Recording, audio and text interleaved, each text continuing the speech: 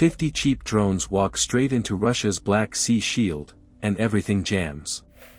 Short-range guns light up, medium-range missiles launch, and the S-400 burns precious interceptors on decoys. But why did that chaos open a 200-foot radar gap, and how did Ukraine thread precision strike UAVs through it to kill the battery's core radars? Stay with me, we'll unpack how air defense saturation works, why high-cost interceptors lose to high-volume threats, and how a blinded network lets sea-skimming missiles pick their routes. If you care about modern air defense, this is the lesson. Before we move on, I'd like to ask you a small favor. If you appreciate this content, please take a second to like this video and subscribe to the channel. Over 98% of you watch the videos without subscribing. It costs you nothing, but it makes a huge difference to us. So, did you click the subscribe button? Great! Thank you so much. Now, back to the video. When do 50 throwaway drones beat $1 billion air shield?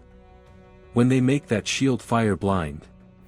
Russia's largest Black Sea oil port sits under a layered umbrella. Closest in, you've got guns, manpads, and point defense SHORAD, the last-ditch hands swatting low, slow intruders. Push-out and medium-range missiles form the mid-net, handing tracks up and down the chain. Russia launched 2 Iskander-M ballistic missiles and 128 strike drones, of which Ukrainian air forces reportedly intercepted as many as 91. Ukrainian Foreign Minister Andriy Sybiha said today on X that the attack had forced Romania to evacuate a border village. A Turkish vessel carrying thousands of tons of LPG is burning just 500 meters from the village of Plauru. President Zelensky hailed the deal as a crucial part of Ukraine's winter energy strategy, saying that in total Kyiv has agreements in place to cover nearly €2 billion in gas imports needed to offset losses from Russian strikes on domestic production. Over all of it stretches the long arm, the S-400, meant to tie the picture together, cue engagements, and punish anything that breaks rank before it can threaten key fuel farms and piers. But the first wave isn't built to kill. It's built to talk loud and talk everywhere. 50 low-cost decoys from the Ukrainian Tactical Air Force move in loose ranks, not to crash into tanks or light pipelines, but to feed the network a messy meal. They spoof shape, they copy speed bands, they hold altitude like a metronome, and they show up where operators hate, down in the clutter, skirting the radar horizon, skimming sea haze and terrain folds. Short-range units bite first. Gun crews snap on directors and start walking tracers across duplicates. Manpads gunners swing and chase beeps.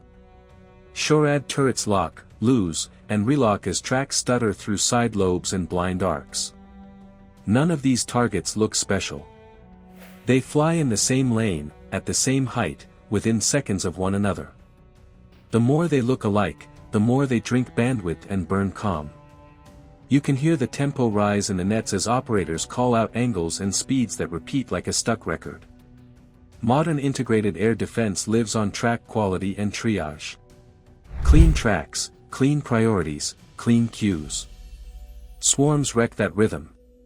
Each false priority pulls a thread, and the whole weave loosens, track files split, fuses start late, and engagement windows shrink. You don't need to kill a radar to hurt it. You just need to make it look in too many places at once for too long. Think of a goalie facing 50 slow rollers at the same time. Each ball is tame. None would score if taken alone.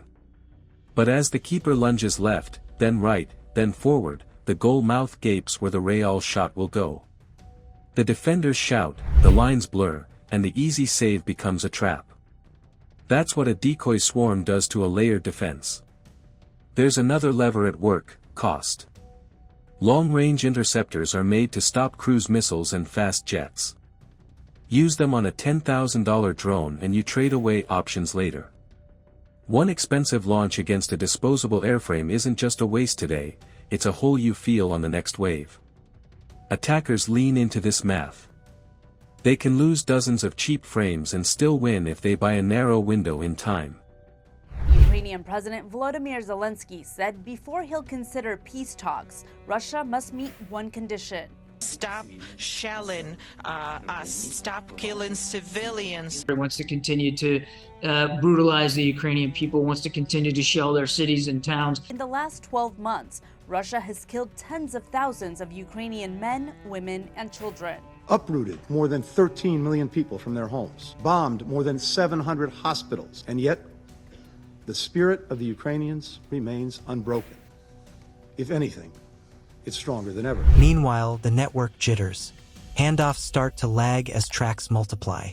Emitters toggle modes and shift frequencies to sort clutter. Fire units cycle through reloads and cooling periods, creating uneven coverage.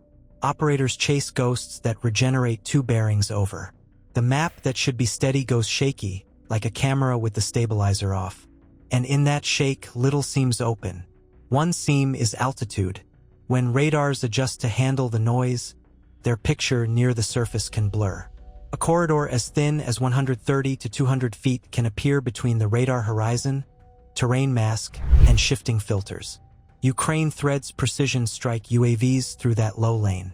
Not fast, not dramatic, just quiet, steady, and guided by prepped routes that hug curvature and shadow. They don't hunt fuel tanks yet. They hunt the eyes. S-400 sites don't die in one hit. They go dull when you cut specific pieces. Precision drones nose toward critical radars and the fire control nodes that cue long-range shots. A dish goes dark. A link times out. The outer ring stops seeing, even if it still exists on paper. You can feel the net slacken as the system that tied the layers together blinks and can't stitch the picture back fast enough. With the long-range eyes stunned, the low road opens. Sea-skimming missiles don't need a mile-wide gap, just a clean lane to slide under the net and ride the surface. The next phase takes that brief blind spot and turns it into something larger, an opening measured not by distance, but by how long the defenders stay deaf to what's coming in under the wave tops. Ukraine and Russia are exchanging fire on multiple fronts. Bridges are being destroyed, cities are burning, and oil depots are under attack. All right, in other news, Russia has conducted fresh strikes on Ukraine's Zaporizhia region. Ukraine says Russian forces carried out 567 attacks over the last 24 hours. At least 7 people were injured in a missile strike, while 2 others were hospitalized, and 23 private homes, 12 apartment buildings, and a post office suffered damage. Saturation wins by steering elite systems into the wrong fight. You don't smash the shield. You blind it long enough for knives to slip in. At Novorossiysk, the lesson rippled fast. Tanker insurance in the Black Sea jumped within hours. A sharp signal that markets feel every radar blink and every peer put at risk. That's the cost of tempo, math, and deception. If you track how air defense really breaks, subscribe. Would you buy more interceptors or more decoys? Comment your choice below. In this war, the cheap tool that buys a 6-second blind spot can decide a billion-dollar target's fate. What would you do?